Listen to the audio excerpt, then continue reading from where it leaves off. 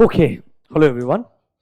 In this short video, we'll revise SA 720, which is applicable only at a final level. This is not covered at intermediate at all. So obviously 700 series में से एक अच्छा standard है understanding के हिसाब से भी, and obviously from exam point of view also has little bit more relevance.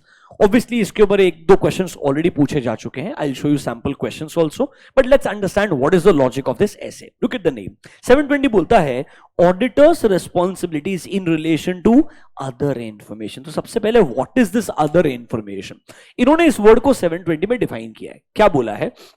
जिस डॉक्यूमेंट में आपका ऑडिटेड फाइनेंशियल स्टेटमेंट आता है एंड उसके ऊपर जो ऑडिट रिपोर्ट आती है, उस डॉक्यूमेंट में फाइनेंशियल स्टेटमेंट ऑडिट रिपोर्ट को छोड़ करके बाकी जो बचा हुआ इंफॉर्मेशन है, which can be financial information और non financial information. Like technical terms में आप मुझे पूछेंगे annual report which includes my audited FS, which includes my audit report. Other than that it includes my board of director का report, management discussion and analysis आ गया. फिर हमारा let's say जो हमारे फ्यूचर प्रोजेक्शंस एंड फोरकास्ट है वो आ सकता है, सीएसआर कॉर्पोरेट गवर्नेंस रिपोर्ट आ सकती है. वो सब कुछ थियोरेटिकली क्या कहलाता है? Other information. It can be financial information also, non financial information also, जो एक डॉक्यूमेंट में इंक्लूडेड है. रिमेंबर, इस डॉक्यूमेंट में जो फाइनेंशियल स्टेटमेंट और ऑडिट रिपोर्ट है ना, वो अदर इंफॉर्मेशन नहीं है. उनको छोड़ के बाकी जो भी इंफॉर्मेशन है वो क्या कहलाएगी? अदर इंफॉर्मेशन कहलाएगी. तो क्वेश्चन ये बनता है, इस अदर इंफॉर्मेशन को लेके हमारी जिम्मेदारी क्या है? ये ऐसे 720 रिवाइज में दिया है. पहले 2 मिनट के लिए मेरे साथ में अदर इंफॉर्मेशन का डेफिनेशन पढ़िए, मीनिंग पढ़िए, ये किस चीज के लिए एप्लीकेबल है, किस चीज के लिए एप्लीकेबल नहीं है, वो समझ के फिर आपको बताएंगे 720 क्या रिस्पॉन्सिबिलिटीज क्या क्या दिया है. आइए, in your books come to page number 7.37. Definitions दिया हुआ है. ऑब्वियसली एनुअल रिपोर्ट क्या होता है आपको मालूम है. अभी पढ़ते हैं what is other information. So it is financial और नॉन फाइनेंशियल इंफॉर्मेशन जो कि इंक्लूडेड है कहां पर? एंटिटी के एनुअल रिपोर्ट में. बट रिमेंबर, इस एनुअल रिपोर्ट में आपका फाइनेंशियल स्टेटमेंट भी आता है, ऑडिट रिपोर्ट भी आता है. वो अदर इंफॉर्मेशन नहीं है. उनको छोड़ के बाकी जो इंफॉर्मेशन है वो क्या कहलाए? Other information. देखो क्या होता है, other than financial statement and the audit report. मतलब एनुअल रिपोर्ट में बाकी सब चीजें टेक्निकली अदर इंफॉर्मेशन हो सकती है अगर आप मुझे पूछेंगे, except financial statements and audit report. SFS CFS दोनों हटा दीजिएगा. उसके अलावा बचा हुआ इंफॉर्मेशन थियोरेटिकली क्या कहलाएगा? Other information. अब ऑब्वियसली पहला क्वेश्चन क्या बनता है कि भाई ये अदर इंफॉर्मेशन तो प्रोस्पेक्टस में भी आती है, क्योंकि प्रोस्पेक्टस में भी आपका ऑडिटेड एफएस आता है एंड ऑडिट रिपोर्ट आता है. उस चीज के लिए ये स्टैंडर्ड एप्लीकेबल नहीं है. क्लियरली बोल दिया गया है, this SA does not apply to securities offering documents including your prospectus. It also does not apply to any announcement जो आप फाइनेंशियल इंफॉर्मेशन को लेकर करते हो अदर देन एनुअल रिपोर्ट. मतलब बॉटम लाइन, इसके लिए मेजर जो रेलेवेंट डॉक्यूमेंट है वो कौन सा है?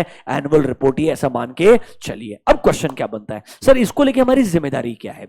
सबसे पहले हमें मैनेजमेंट से जानना होता है कि भाई आप ये जो अदर इंफॉर्मेशन जिस डॉक्यूमेंट में लिखने वाले हो, वो डॉक्यूमेंट लेट्स अज्यूम मेरे लिए क्या है?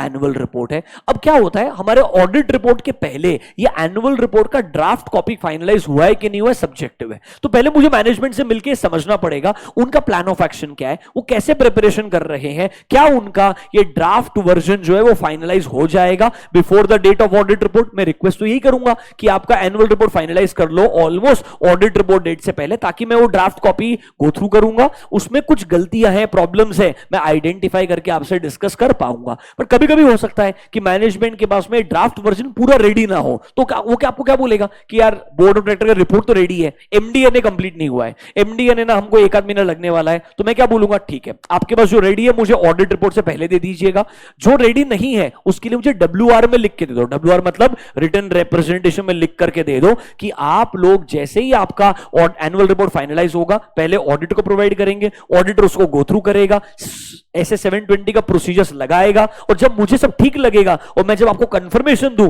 तभी जाके वो एनुअल रिपोर्ट यूजर्स को दिया जाएगा. उसके पहले यूजर्स को इशू नहीं किया जाएगा. तो पहला पॉइंट ये बनता है, how do I obtain other information. सबसे पहले मैं मैटर क्या करूंगा, डिस्कस करूंगा मैनेजमेंट के साथ में कि भाई क्या क्या डॉक्यूमेंट्स हैं जिसमें ये एनुअल रिपोर्ट के अंदर आने वाले हैं. क्या एनुअल रिपोर्ट में आपका सिर्फ एमडीएनए आएगा, बीओडी रिपोर्ट आएगा, या और भी चीजें आने वाली है, ये सब समझने का ट्राई करूंगा। उनका क्या प्लान है, वो कब तक इसको कंप्लीट करने वाले हैं, उन्हें मैं रिक्वेस्ट करूंगा मेक अप्रोप्रिएट अरेंजमेंट्स कि यार नॉर्मली ऑडिट रिपोर्ट डेट से पहले मुझे इसका फाइनल वर्जन मिल जाना चाहिए। बट एग्जाम में वो सिचुएशन देगा कि पता है क्या, एनुअल रिपोर्ट फाइनलाइज तो हो गया है, 2 डॉक्यूमेंट रेडी नहीं हुए, बाकी सब कुछ रेडी हो गया है, अब ऑडिटर ने क्या करना चाहिए। इस नंबर सी को मार्क कर लीजिएगा, इंपॉर्टेंट फॉर एमसीक्यू।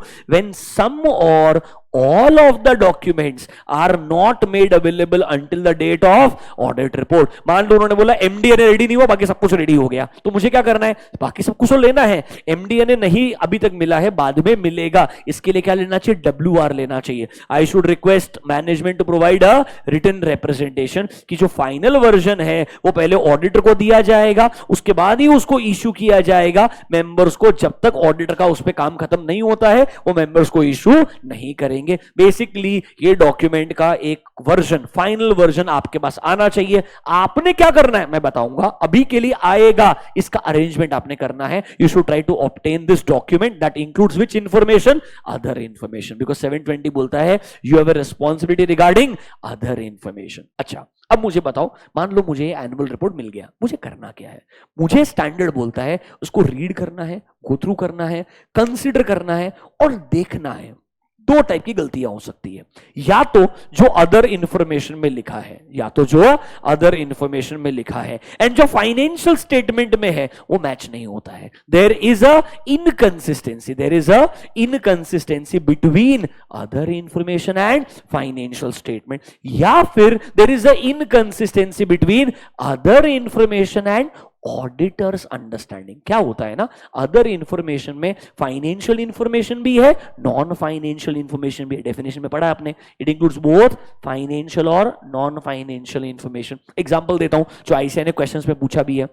हमें लगता है वो रॉ मटेरियल्स वगैरह का प्राइसेस कम हो गया है जिसमें हम डील करते हैं, इस वजह से हमारा जो मार्जिन है वो इंप्रूव होने वाला है X% से, क्योंकि हमें लगता है हमारा रॉ मटेरियल का जो कॉस्ट है वो 20% से कम हो जाएगा। ऐसा कंपनी ने लिखा है। कहां पर लिखा है, अदर इंफॉर्मेशन में। जब तुमने ऑडिट किया, जब तुम्हें पता चला ऐसा कॉस्ट जो कम होने वाला है वो 10% ही कम होने वाला है, या ऐसा का क्वेश्चन भी है जहां पे आपको लगता है 10% से कॉस्ट कम होने वाला है, उन्होंने अदर इंफॉर्मेशन में लिखा 20% से कॉस्ट कम होने वाला है। कहना इसे आपकी जो अंडरस्टैंडिंग है एंड जो उन्होंने अदर इंफॉर्मेशन में लिखा है वो दोनों क्या है, इनकंसिस्टेंट है। तो आपको ना 2 इनकंसिस्टेंसी देखनी होती है। जो अदर इंफॉर्मेशन में लिखा है, जो फाइनेंशियल स्टेटमेंट में लिखा है, मैच नहीं होता है। जो अदर इंफॉर्मेशन में लिखा है और जो मेरी अंडरस्टैंडिंग अबाउट द एंटिटी वो क्या नहीं होती है, मैच नहीं होती है। ऐसी इनकंसिस्टेंसी अगर मिलती है ना तो 2 सिचुएशन हो सकता है, या तो गलती अदर इंफॉर्मेशन में है, या गलती कहां पर है, फाइनेंशियल स्टेटमेंट या आपकी अंडरस्टैंडिंग में है। अगर अदर इंफॉर्मेशन में गलती है तो 720 बताएगा क्या करना है। अगर फाइनेंशियल स्टेटमेंट में गलती है, आपके अंडरस्टैंडिंग में गलती है, तो बाकी सब स्टैंडर्ड्स बताते ही हैं कि आपको ऑडिट कैसे करना है, उसके हिसाब से आपको ऑडिट का प्लानिंग वापस से करना पड़ेगा, थोड़ा एडिशनल प्रोसीजर लगाना पड़ेगा। तो मुझे करना क्या है सर मुझे रीड करना है अदर इंफॉर्मेशन को एंड कंसीडर करना है क्या कोई मटीरियल इनकंसिस्टेंसी है between other information and financial statement, या कोई मटीरियल इनकंसिस्टेंसी है between other information and auditors knowledge जो मैंने ऑडिट के दौरान ऑब्टेन किया था। ये 2 टाइप का इनकंसिस्टेंसी हो सकता है और यही इस ऐसे का मेन ऑब्जेक्टिव है। इस ऐसे का अगर आप ऑब्जेक्टिव पढ़ोगे तो 1 and 2 में आपको वही मिलेगा। मेन ऑब्जेक्टिव क्या है, अदर इंफॉर्मेशन को पढ़ना और देखना क्या कोई मटीरियल इनकंसिस्टेंसी है between other information and financial statement. कहना इसे यहां पर ये जो चीज होगा ना, ये किससे रिलेटेड रहेगा, फाइनेंशियल रिलेटेड ही रहेगा। ये जो है ना material inconsistent between other information and auditors knowledge, ये नॉर्मली क्या रहेगा, नॉन फाइनेंशियल इंफॉर्मेशन रहेगा। क्या रहेगा, नॉन फाइनेंशियल इंफॉर्मेशन। मतलब रॉ मटेरियल का कॉस्ट कम हो रहा होगा, नंबर ऑफ क्लाइंट्स होंगे, या हमारा रेवेन्यू का कितना परसेंटेज है क्लाइंट से फ्यूचर में आने वाला है, ये थोड़ा नॉन फाइनेंशियल डेटा रहेगा। पहला वाला फाइनेंशियल स्टेटमेंट में गलती है तो फाइनेंशियल स्टेटमेंट में data normally financial statement related ही होना चाहिए। तो सर हमें यही देखना है other information and material and financial statement दोनों में कोई इनकंसिस्टेंसी है क्या, या अदर इंफॉर्मेशन एंड मेरी अंडरस्टैंडिंग अबाउट द एंटिटी दोनों में क्या है, कोई इनकंसिस्टेंसी है क्या। अगर ऐसा लगेगा तो मतलब there can be a misstatement, there can be a misstatement, या तो इधर गलती होगी या इधर गलती होगी। अगर अदर इंफॉर्मेशन में गलती है तो हमें आगे बताया है क्या करना है। आइए जरा प्रोसीजर क्या बोलता है। सर अगर हमें कोई मटेरियल इनकंसिस्टेंसी मिल जाए जहां हमें लगता है कि भाई अदर इंफॉर्मेशन में मटेरियल मिसस्टेटमेंट हो सकता है, क्या करोगे? सबसे पहले मैनेजमेंट से मैटर डिस्कस करोगे, ऑल्टरनेटिव प्रोसीजर्स लगाओगे और एक कंक्लूड करने का ट्राई करोगे कि गलती अदर इंफॉर्मेशन में है या गलती फाइनेंशियल स्टेटमेंट में है या गलती मेरी अंडरस्टैंडिंग में। तो बेसिकली ये मैटर को हमने डिस्कस करना चाहिए मैनेजमेंट के साथ में एंड नेसेसरी प्रोसीजर लगा के कंक्लूजन पे आना चाहिए। तीन कंक्लूजन आ सकते हैं, या तो मैं बोलूंगा अदर इंफॉर्मेशन में ही गलती है तो मुझे जाना पड़ेगा इस प्रोसीजर पे, तो मुझे कहां जाना पड़ेगा? इस प्रोसीजर पे। या मैं बोलूंगा फाइनेंशियल स्टेटमेंट में ही गलती है तो मुझे जाना पड़ेगा इस प्रोसीजर के ऊपर। और या मैं बोलूंगा मेरे अंडरस्टैंडिंग को लेकर के प्रॉब्लम है तो मुझे उसको अपडेट करना पड़ेगा। इसमें प्रोसीजर क्या है? अंडरस्टैंडिंग अपडेट करो, बात खत्म। समझा क्या? तो इन सिंपल टर्म्स दिमाग कहां लगाना है? इस पार्ट पे दिमाग लगाना है जब आपको लगता है अदर इंफॉर्मेशन में गलती हो सकती है। वो क्वेश्चन में सिचुएशन देगा, अदर इंफॉर्मेशन कुछ और बोलता है, आपके अंडरस्टैंडिंग एंड फाइनेंशियल स्टेटमेंट कुछ और बोलते हैं, आपको लग रहा है अदर इंफॉर्मेशन में मटेरियल स्टेटमेंट हो सकता है। आपका प्रोसीजर क्या होगा? पहले ये मैटर डिस्कस करोगे मैनेजमेंट के साथ में, प्रोसीजर लगा के कंक्लूड करोगे कि भाई अदर इंफॉर्मेशन में गलती लग रही है या दूसरी जगह गलती लग रही है। उसके बाद में जो प्रोसीजर है वो यहां लिख के दिया हुआ है। ये प्रोसीजर क्या बोलता है? सबसे क्रिटिकल पार्ट है ये, एग्जाम में अगर आया तो ये प्रोसीजर एंड रिपोर्टिंग दो कॉमन चीजें हैं जहां पर आपको बहुत ख्याल रखने की जरूरत है। सुनिए, सबसे पहला चीज, अगर मुझे लगता है, क्या लगता है सर, कि भाई there is a material misstatement in other information, मैं मैनेजमेंट के पास जाऊंगा। नॉर्मली गलती के लिए मैं क्या बोलता हूं? मैनेजमेंट को करेक्ट करने के लिए बोलता हूं। इधर भी क्या बोलूंगा? Kindly correct this misstatement. Management गलती करेक्ट कर देगा। मान लो उन्होंने बोला था रॉ मटेरियल का कॉस्ट 20% कम होने वाला है, मुझे लगता है 10% ही होने वाला है, तो मैं बोलूंगा उसको चेंज करें, 10% कर दो आप। वो करेक्ट कर देंगे, चेक करूंगा, आगे बढ़ूंगा। मैनेजमेंट ये बात नहीं मानता है, करेक्ट नहीं करता है। Will I request to TCWG? Yes, मैं उन्हें कम्युनिकेट करूंगा, उन्हें बोलूंगा रिक्वेस्ट करने के लिए। देखिए, इफ ऑडिटर कंक्लूड्स कि मिसस्टेटमेंट है, कहां पर? अदर इंफॉर्मेशन में, I should request the management to correct. अगर मैनेजमेंट अग्री करता है तो मैं सिर्फ करेक्शंस को चेक करूंगा, आगे बढ़ूंगा। अगर मैनेजमेंट मना कर देता है तो मुझे किसके पास जाना पड़ेगा? TCWG के पास, एंड उन्हें करेक्शन करने के लिए बोलना है। पहले management, if they don't agree I go to TCWG, उन्हें भी ये रिक्वेस्ट करूंगा करेक्ट करने के लिए। अब देखो, दो सिचुएशन हो सकती है। क्या? मुझे ऑडिट रिपोर्ट अभी तक दिया ही नहीं है, ऑडिट रिपोर्ट से पहले ही ये सब पता चल गया है, तो सिचुएशन 1 है। तो क्या होगा? सिचुएशन 1।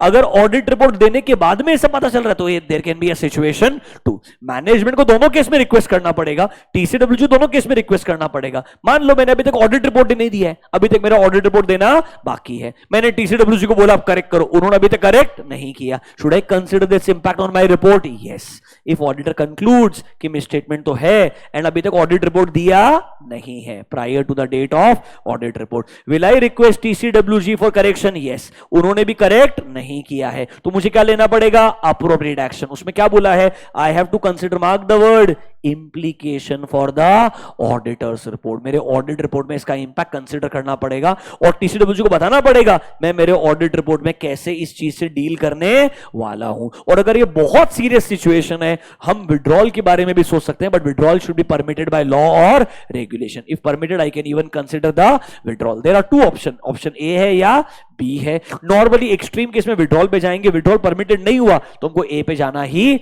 पड़ेगा। ए का रिपोर्टिंग में कैसा इंपैक्ट आएगा मैं आपको एक सिचुएशन दिखाऊंगा, डोंट वरी। अभी के लिए आपको सिचुएशन नंबर 2 समझ में आया है क्या? नंबर 1, मैनेजमेंट को बोलो वो करेक्ट नहीं करेंगे तो TCWG के पास जाओ, रिपोर्ट नहीं दिया है, TCWG भी करेक्ट नहीं करते हैं, उसका इंपैक्ट अपने रिपोर्ट पे कंसीडर करना चाहिए और उन्हें बोलना चाहिए कि इसका रिपोर्ट पे इंपैक्ट आने वाला है। कैसा इंपैक्ट आएगा आप उनको एक्सप्लेन कर देना या फिर विड्रॉ करने के बारे में सोचना। ये सिचुएशन 1 काफी क्रिटिकल है, इंस्ट्रक्शन के हिसाब से भी एंड ड्राफ्टिंग के हिसाब से भी। बोथ पॉइंट ऑफ व्यू से ये लिखना भी पड़ सकता है एंड ड्राफ्टिंग भी करना पड़ सकता है। सिचुएशन 2 क्या बोलता है? सर ऑडिट रिपोर्ट तो दे दिया था, उसके बाद में ही आपको एनुअल रिपोर्ट का कॉपी दिया, अब ऑडिट रिपोर्ट तो ऑलरेडी इशूड है, तो मैं पहले तो TCWG क्या बोलूंगा? प्लीज करेक्शंस कर लूं।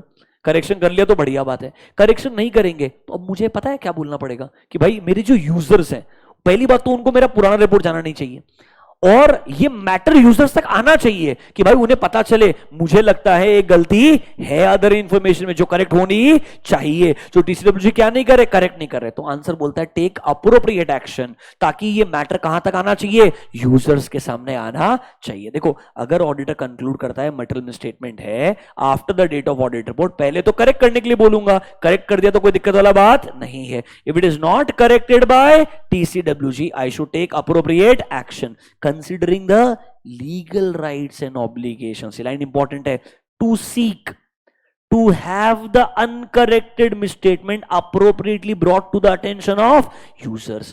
To seek मतलब ट्राई करना है, पब्लिक नोटिस देके कोई ना कोई तरीके से कि ये मैटर किसके सामने आना चाहिए, यूजर्स के सामने आना चाहिए, जिनके लिए हमने रिपोर्ट बनाई थी, ताकि उन्हें पता चले मेरी रिपोर्ट में ये चीज कवर्ड नहीं है और आप तक ये बात पहुंचनी चाहिए। ये सिचुएशन एमसीक्यू के लिए बढ़िया बनता है, आपको आना चाहिए। Is this clear to you? अब बसता है रिपोर्टिंग वाला पार्ट। कौन सा पार्ट? Reporting part. सी गलतियां मिली फाइनेंशियल स्टेटमेंट में तो नॉर्मली बाकी एसेट्स के हिसाब से काम करोगे, दिस इज नॉट क्रेजी। ये वाला पार्ट अच्छा है अगर अदर इंफॉर्मेशन में गलती मिलती है। एंड लास्ट वाला पार्ट रिपोर्टिंग पार्ट। रिपोर्टिंग को लेकर के आईसीएआई ने क्वेश्चन भी दिया है और एक मैंने बॉक्स दिया है, इस बॉक्स को इंपॉर्टेंट मार्क कीजिएगा। आई will show you that question also for 2 minutes. Immediately question भी आपका रिवाइज हो जाएगा और थोड़ा आपको कॉन्फिडेंस आ जाएगा। देखिए क्वेश्चन क्या बोलता है, क्वेश्चन के साथ साथ रिपोर्टिंग पढ़ना आसान होगा।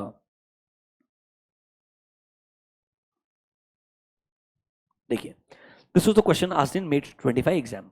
फटाफट से उड़ाएंगे। क्वेश्चन नंबर 44 है in our book, page number 7.41। देखिए क्वेश्चन क्या बोलता है। PQR Motors a listed entity, automobile वगैरह बेचता है, रिलेटेड पार्ट्स वगैरह बेचता है। कंपनी का management is responsible for other information. क्या क्या है अदर इंफॉर्मेशन में? एनुअल रिपोर्ट आएगा, उसके अंदर डायरेक्टर का रिपोर्ट आएगा, एमडीएनए आएगा, सीएसआर रिपोर्ट आएगा, ये सब चीजें इंक्लूड करने वाले हैं। चेयरमैन का मैसेज आने वाला है, उसके अंदर फ्यूचर प्रोजेक्शंस आने वाले हैं। ये सब कुछ क्या है? 1 2 3 is nothing but my other information. देखो क्या बोलता है, you are the auditor, you have completed your audit for financial statement. आप अपनी रिपोर्ट बना रहे हो, during the course of audit आपको फॉलोइंग सर्कमस्टेंसेस मिले। क्या? जो डायरेक्टर का रिपोर्ट इन एमडीएन है वो फाइनलाइज हो गया और रिपोर्ट के पहले आपको मिल गया है, मतलब कुछ चीज आपको रिपोर्ट के पहले मिल चुकी है, पर there is a chairman's message future projection जो अभी तक फाइनलाइज नहीं हुआ है, ये आपको आपके रिपोर्ट के बाद ही मिलने वाला है। आपको कुछ इश्यूज मिले। क्या इश्यूज मिले? कि भाई एक मिसस्टेटमेंट मिला है जहां कंपनी क्लेम कर रहा है वो 20% अपने कॉस्ट रिड्यूस करेगा, जबकि ऑडिट को लगता है कॉस्ट रिड्यूस होगा ओनली बाय 10%। मुझे लगता है 10%, उन्होंने क्लेम कितना किया है अदर इंफॉर्मेशन में? 20%। Can I say there is a misstatement in other information. Chairman का जो मैसेज है वो अभी तक रिव्यू नहीं किया है, बट उसमें लग रहा है बहुत ऑप्टिमिस्टिक रेवेन्यू प्रोजेक्शंस है जो शायद मुझे इनकंसिस्टेंट लगते हैं। ये मेरे दो आइडेंटिफिकेशन है मुझे जो मिले हैं while going through other information.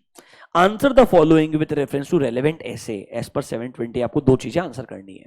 पहली चीज, आपको अदर इंफॉर्मेशन सेक्शन में ऑफ द ऑडिट रिपोर्ट क्या क्या इंक्लूड करना चाहिए, जहां पर आपको पूरा रिपोर्टिंग का क्या मिलेगा, गाइडेंस मिलेगा। ये आंसर भी पढ़ना और साथ साथ में पहले मेरे साथ में बेयर ऐसे भी पढ़ना। देखो क्या बोलता है, ऐसे बोलता है आपको अपनी रिपोर्ट में अदर इंफॉर्मेशन एक सेक्शन देना है, मतलब ऑडिट रिपोर्ट में एक हेडिंग ही आएगा, जिस हेडिंग का नाम क्या होगा, अदर इंफॉर्मेशन। आपको एक सैंपल भी दिखा देता हूं ताकि आपके दिमाग में सब कुछ क्लियर चलता रहे, किसी भी तरीके का कोई डाउट होना ही नहीं चाहिए। एयरलाइंस का ऑडिट रिपोर्ट है जिसके अंदर आपको एक हेडिंग मिल जाएगा, जिस हेडिंग का नाम रहेगा दिस इज योर कंसोलिडेटेड। मैं एसएफएस दिखा देता हूं आपको ताकि इजी हो जाए और थोड़ा डिटेल में भी रहेगा। Just 1 second. SFS का report, you will have a heading called as information other than financial statement and the auditors. Can I say I'm talking about other information? ऐसा एक हेडिंग आएगा मेरे ऑडिट रिपोर्ट में, ठीक है।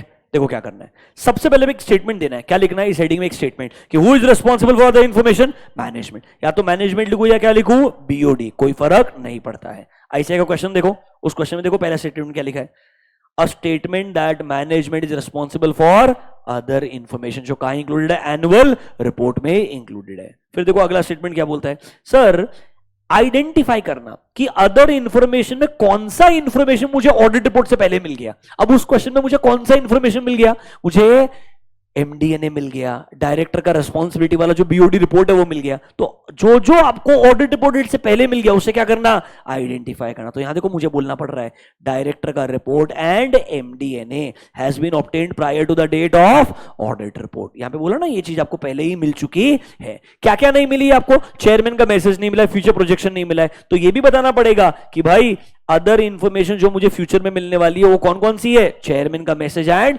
Future projection. स्टैंडर्ड बोलता है जो मिला है वो भी लिखना एंड जो आपको expected to obtain after the audit report date वो भी लिखना। मतलब पहले स्टेटमेंट आएगा मैनेजमेंट जिम्मेदार है अदर इंफॉर्मेशन के लिए, फिर मैं बोलूंगा क्या क्या मुझे मिल चुका है ऑडिट रिपोर्ट से पहले और क्या क्या मुझे ऑडिट रिपोर्ट के बाद में मिलने वाला है। फिर एक चीज सबसे इंपॉर्टेंट, हमें क्लियरली बोलना पड़ता है ये जो अदर इंफॉर्मेशन है इस पे हम कोई ओपिनियन नहीं दे रहे, कोई सेपरेट अश्योरेंस नहीं दे रहे। हमारा काम है उसे क्या करना, बस रीड करना, गो थ्रू करना और दो टाइप की इनकंसिस्टेंसी ढूंढना। क्या अदर इंफॉर्मेशन में इनकंसिस्टेंसी है व्हेन कंपेयर्ड विद एफएस, क्या अदर इंफॉर्मेशन में इनकंसिस्टेंसी है when compared with auditors understanding. तो एक स्टेटमेंट देना पड़ेगा कि ऑडिटर का ओपिनियन अदर इंफॉर्मेशन को कवर नहीं करता है, इसलिए मैं उस पर कोई सेपरेट अश्योरेंस देने वाला नहीं हूं। मुझे बस बताना है कि मेरी जिम्मेदारी है रीड करना, कंसीडर करना एंड रिपोर्ट करना कि भाई इस अदर इंफॉर्मेशन में कोई इनकंसिस्टेंसी है या नहीं। देखो आंसर में क्या लिखा है, a statement that auditors opinion does not cover other information. इस पे मैं कोई सेपरेट अश्योरेंस देने वाला नहीं हूं। हमारी जो जिम्मेदारी है वो सिर्फ रीड करना है, कंसीडर करना है एंड रिपोर्ट करना है एज पर ऐसे 720। मुझे बताओ अब या तो मुझे इनकंसिस्टेंसी मिलेगी या नहीं मिलेगी। नहीं मिलेगी तो मैं क्या बोलूंगा, there is nothing to report. अगर इनकंसिस्टेंसी मिलेगी तो बताऊंगा ना क्या है इनकंसिस्टेंसी जो मुझे रिपोर्ट करनी चाहिए। देखो when other information has been obtained prior to the date of audit report, या तो आपको कुछ मिलेगा ही नहीं तो आप क्या बोलोगे, एक स्टेटमेंट बोलोगे auditor has nothing to report. तो देखो यहां क्या बोला है सर, एक स्टेटमेंट आना चाहिए आपके पूरे रिव्यू के बाद में कि भाई हमें कोई मिसस्टेटमेंट नहीं मिला है, I have nothing to report. या मैं बोलूंगा there is nothing to report. या मुझे कुछ अगर मिलेगा, देखो if a material statement is identified मुझे डिस्क्राइब करना पड़ेगा। मतलब अगर डिफरेंस मिलेगा तो क्या करना चाहिए, if auditor is concluded there is uncorrected misstatement of other information तो मुझे उसको डिस्क्राइब करना चाहिए। कैसे डिस्क्राइब करूंगा, आइए देखिए इन्होंने क्या एग्जांपल दिया है। अगर मैनेजमेंट करेक्ट नहीं करता है मिसस्टेटमेंट्स को, कहां पर, एमडीएनए में। क्या गलती है एमडीएनए में, देखो एमडीएनए में आपने बोला 20% से आपका कॉस्ट क्या हो रहा है, रिड्यूस हो रहा है। एक्चुअल कॉस्ट कितने से रिड्यूस हो रहा है, 10% से। कहना इसे गलती है क्या, हाँ। तो क्या मुझे इसको रिपोर्ट करना पड़ेगा, yes. How will you report, under other information. देखो हेडिंग आएगा, इसमें लिखना पड़ेगा if auditor identifies a material misstatement and management correct नहीं करता है, will I have to report this, yes। heading क्या आएगा, other information। वहां पे लास्ट लाइन लिखनी पड़ेगी, we have identified a material misstatement। कहां पर, in the MD&A। किसको लेकर के, कंपनी के क्लेम को लेकर। उन्होंने बोला है 20% कॉस्ट रिड्यूस होने वाला है, जबकि हमारे एविडेंसेस के हिसाब से रिडक्शन विल बी ओनली 10%। तो कहना इसे यही आपका है इंप्लीकेशन ऑन ऑडिट रिपोर्ट, यही है आपका इम्प्लीकेशन ऑन ऑडिट रिपोर्ट। ये जो इम्प्लीकेशन लिख करके दिया ना यहाँ पे कि आपके ऑडिट रिपोर्ट पे क्या इंपैक्ट आएगा वो कंसीडर करना, ये मुझे इस तरीके से रिपोर्ट करना पड़ेगा। बात समझ में आया क्या। एग्जाम के लिए ऑब्वियसली ये वाला क्वेश्चन, इस तरीके से प्रेजेंटेशन, गलती मिली तो कैसे रिपोर्ट करोगे, ये वाला पार्ट बहुत इंपॉर्टेंट है। अब नीचे एक नोट लिख करके दिया है, इस नोट का अंडरस्टैंडिंग थोड़ा सा अलग है। एक छोटा सा एग्जाम्पल देके क्लोज करूंगा, सुनिएगा। अगर मेरे ऑडिट रिपोर्ट में, अगर मेरे ऑडिट रिपोर्ट में एक क्वालिफाइड ओपिनियन आया है या एडवर्स आया है, क्या आया है, क्वालिफाइड या एडवर्स। सर ये गलती ना फाइनेंशियल स्टेटमेंट में, ये गलती कहां है, फाइनेंशियल स्टेटमेंट में, इसलिए हमने क्या दिया है, क्वालिफाइड दिया है या एडवर्स। सर इस गलती का इंपैक्ट ना अदर इंफॉर्मेशन में भी आ रहा है। इस बार गलती अदर इंफॉर्मेशन में नहीं थी, गलती किधर है, फाइनेंशियल स्टेटमेंट में, जिसका इंपैक्ट किधर आ रहा है, अदर इंफॉर्मेशन में भी आ रहा है। तो आप क्वालिफाइड ओपिनियन दो, एडवर्स दो, बट अदर इंफॉर्मेशन में बताना जरूर कि ऐसी गलती वहां लिखी हुई है, जिसका इफेक्ट कहां आ रहा है, अदर इंफॉर्मेशन पे आ रहा है। मैं आपको एक सैंपल दिखाता हूं, इमीडिएटली 1 मिनट में आपको समझ में आएगा, उसके बाद आपका कोई दिक्कत आना ही नहीं चाहिए। Just 1 minute.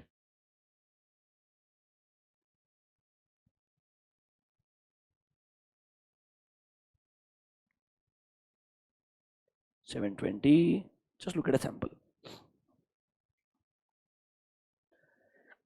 देखो कौन सा ओपिनियन आया हुआ है, एडवर्स ओपिनियन। आपने रीजन कहां दिया होगा, बेसिस फॉर एडवर्स। यहां पे देखो आपको हेडिंग मिलेगा रिलेटेड टू अदर इंफॉर्मेशन। पूरा पढ़िएगा मेरे साथ में, सब कुछ सेम आएगा। देखो पहला स्टेटमेंट सेम है आपका कि कंपनी का बीओडी रिस्पॉन्सिबल है फॉर अदर इंफॉर्मेशन।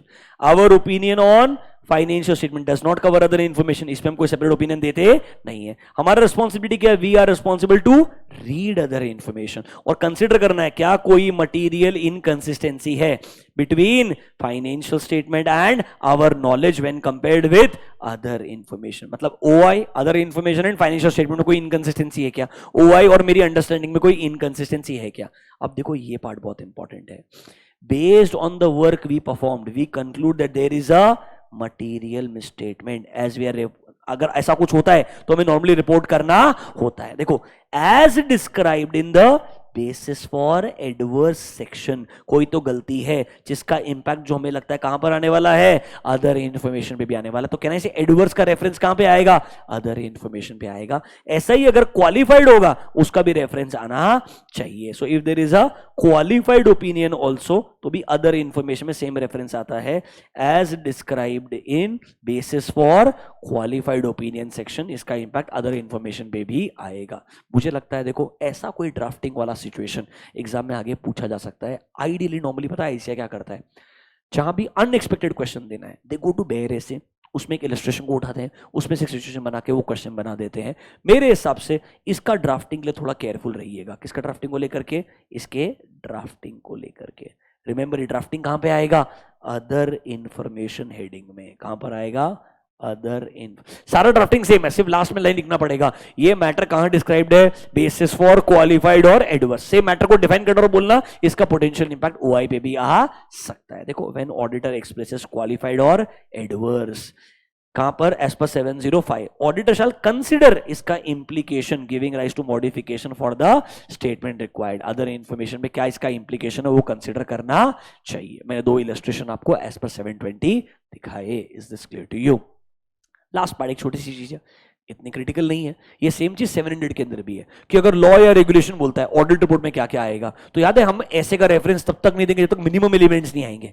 इधर भी सेम चीज बोली है 720 में कुछ मिनिमम 3 चीजें, ये तीनों चीजें आनी ही चाहिए तो ही हम बोलेंगे आपने 720 को फॉलो किया है। देखो अगर आपको रेलेवेंट लॉ या रेगुलेशन का फॉर्मेट फॉलो करना है तो भाई आप उनका स्पेसिफिक लेआउट फॉलो करो, बट ऐसे का रेफरेंस तभी देना ओनली इफ मिनिमम 3 चीजें आपके लेआउट में आई है। पहला चीज आइडेंटिफाई तो करना जरूरी है अदर इंफॉर्मेशन में क्या आने वाला है। दूसरा चीज हमारी जिम्मेदारी बतानी पड़ेगी कि हमें रीड करना है और कंसीडर करना है कोई इनकंसिस्टेंसी है या नहीं, और एक एक्सप्लिसिट स्टेटमेंट देना पड़ेगा कि देयर इज नो इनकंसिस्टेंसी, मतलब there is no material statement या there is a material statement तो बताना पड़ेगा। ये 3 चीज अगर आएगी तो हम बोलेंगे हमने 720 को क्या किया है, फॉलो किया है। ये तो इतना क्रिटिकल नहीं है, बट ऑब्वियसली रिपोर्टिंग वाला पार्ट आपको बढ़िया से आना चाहिए। रिपोर्टिंग एंड जो प्रोसीजर है ये दोनों चीज आपको समझनी चाहिए। अदर देन दिस मेरे हिसाब से एक बेयर ऐसे को पढ़ना at a final level essential है, अंडरस्टैंडिंग पूरा होना ही चाहिए, बट ओवरऑल कुछ और क्रेजी नहीं है। जब खुद से पढ़ोगे पहले अदर इंफॉर्मेशन का डेफिनेशन पढ़ोगे, उसके बाद बोलोगे हमें इसको ऑब्टेन कैसे करना है, उसके बाद रीड करना है, इनकंसिस्टेंसी ढूंढनी है, मिले तो मैनेजमेंट से डिस्कस करना है, कंक्लूड करना है गलती किधर है, ओआई में गलती है या एफएस में गलती है या मेरी अंडरस्टैंडिंग में गलती है। ओआई में गलती है तो आगे जाएंगे, रिक्वेस्ट करेंगे मैनेजमेंट को, नहीं मानेंगे टीसी के पास जाएंगे, वो भी नहीं मानेंगे अप्रोप्रिएट एक्शन लेंगे, रिपोर्ट में लिख करके देंगे। रिपोर्ट दे दिया है तो अप्रोप्रिएट एक्शन लेकर के मैटर कहां तक पहुंचाएंगे, यूजर्स तक पहुंचाएंगे। रिपोर्ट में ड्राफ्टिंग करने के लिए 5 पॉइंट आपको आने ही चाहिए। रिपोर्ट में कोई और मैटर पे क्वालिफाइड एडवर्स आए उसका रेफरेंस भी कंसीडर करना चाहिए, कहां पे, अदर इंफॉर्मेशन हेडिंग पे। Is this clear to you. मेरे सबसे एक ओवरऑल क्विक डिस्कशन था ऑन ऐसे 720, ये आपने इस तरीके से पढ़ना चाहिए। अभी गुड। इसके अलावा जितने भी क्वेश्चंस है आपके क्यूएनए बुक के अंदर 720 रिलेटेड, वो एक ही चीज बोलेंगे बार बार कि 720 को लेके आपकी जिम्मेदारी है या नहीं। बेसिकली वो बोलेगा अदर इंफॉर्मेशन को लेके कोई जिम्मेदारी होती नहीं है, आपको बताना पड़ेगा नहीं भाई जिम्मेदारी है। 720 क्या बोलता है, ऑब्जेक्टिव क्या है, और अगर हमें गलती मिली तो करेक्ट करने के लिए हमें बोलना चाहिए। एक कोई भी क्वेश्चन पढ़ के देख लीजिए। देखिए, Kailash and chartered accountant has been appointed as a statutory auditor. Audit team has completed the audit and they are in the process of preparing the report. Management ने draft annual report बनाया है. Audit in charge was going through the annual report and observed कि company में ऐसा एक item आया है जिसमें बोला है there is a downward trend in the market price of commodity in the previous year. मतलब compared to the previous year raw material का कॉस्ट कम होने वाला है, जबकि एक्चुअल प्रॉफिट मार्जिन जो है वो क्या हो गया है, कम हो गया है. क्या ना, इसे जो वो बोल रहे हैं और जो हमें दिखता है उसमें क्या है, कॉन्ट्रडिक्शन है, इनकंसिस्टेंसी है. ऑडिट मैनेजर ने ये मैटर डिस्कस किया पार्टनर के साथ में. उन्होंने बोला ऐसा कोई डिस्क्लोजर मैनेजमेंट ने एनुअल रिपोर्ट में दिया नहीं है, ये सिर्फ मैनेजमेंट की रिस्पॉन्सिबिलिटी है, ऑडिटर को इसके लिए कुछ करने की जरूरत नहीं है. मतलब पार्टनर बोलता है auditor are not covered with such disclosures जो मैनेजमेंट ने दिए हुए एनुअल रिपोर्ट में. एनुअल रिपोर्ट में जो अदर इंफॉर्मेशन उसको लेके हमारी कोई जिम्मेदारी नहीं है. क्या पार्टनर ने जो बोला वो गलत है क्या? यस. 720 क्या होता है बताना पड़ेगा. 720 का इंट्रोडक्शन, मटेरियल इनकंसिस्टेंसी मिले तो अग्री करना पड़ेगा, करेक्शन करने के लिए बोलना पड़ेगा. करेक्शन कर दिया तो बढ़िया बात, नहीं करा तो टीसीडब्ल्यूजी ने भी नहीं किया तो ऑडिट रिपोर्ट में उसका इंपैक्ट कंसिडर करना पड़ेगा. और कंक्लूजन क्या बोलना है, जो पार्टनर है उनका अप्रोच करेक्ट नहीं है. बेसिकली ये जनरल क्वेश्चन है, सारे जो क्वेश्चन है उसमें सबका स्टैंडर्ड आंसर है यही पूरा का पूरा. तो मैं बोलूंगा ऐसे का आंसर का प्रैक्टिस कर लेना और ऐसा एक रिपोर्टिंग वाले आंसर का प्रैक्टिस कर लेना. This two are good enough according to me from your exam point of view. आगे कुछ अलग आया तो मैं पक्का बोलता हूं जो मैंने आपको अभी बताया वैसा कुछ ड्राफ्टिंग करने के लिए आएगा 100%. जहां पे ड्राफ्टिंग आपको लगेगा सब सेम ही है, बस चेंज कहां पे आएगा, इसमें कोई चेंज नहीं आएगा, ये लास्ट में लाइन बदल जाएगी. ये मैटर कहां डिस्क्राइब्ड है, बेसिस फॉर क्वालिफाइड और एडवर्स सेक्शन. जहां मैटर क्या है बताना पड़ेगा, we were not able to obtain sufficient and appropriate audit evidence regarding some area. Accordingly हम कंक्लूड नहीं कर सकते इसका अदर इंफॉर्मेशन में क्या इंपैक्ट आएगा, क्योंकि हमें यहाँ पे एविडेंस नहीं मिला है. चाहे एविडेंस मिलता वहां क्या बोलते हैं, इसका अदर इंफॉर्मेशन पे भी इतना इंपैक्ट आ सकता है, ऐसा हमें लिखना पड़ेगा.